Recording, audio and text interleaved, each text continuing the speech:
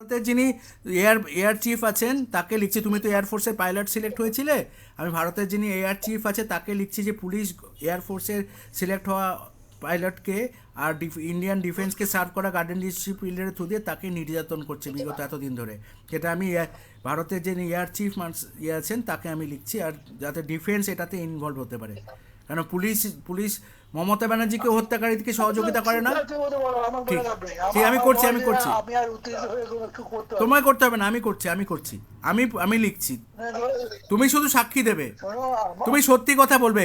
এই ডিফেন্সের সামনে, ভারতের ডিফেন্সের সামনে, ভারতের প্রেসিডেন্টের সামনে, পার্লামেন্টের সামনে সত্যি কথা বলবে।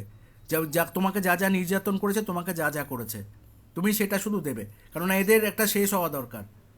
এরা ভারতের মহাত্মা গান্ধী থেকে হত্যা লীলা শুরু করেছে, এখনো পর্যন্ত সেটা থামাচ্ছে না।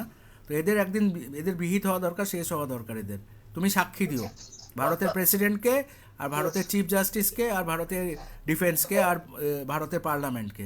ঠিক আছে বাবা, তুমি সাক্ষী দিও, সত্যি কথা বলো। ভালো থেকো বাবা। এদিকে তাকাও, তাকাও। তুমি ভারতের যারা ন্যায় প্রতিষ্ঠা করে, আইন প্রতিষ্ঠা করে, তাদেরকে সত্যি কথা বলো, বুঝলে বাবা? এতে তাকিয়ে বলো, হ্যাঁ ঠিক আছে বাবু। এই যে তাকিয়ে বলো, তাকিয়ে বলো। তুমি এটা সত্যি প্রতি দিয়ে ঠিক আছে, সত্যি কথা বলো। ঠিক আছে বাবা, রাখছি। ঠিক আছে।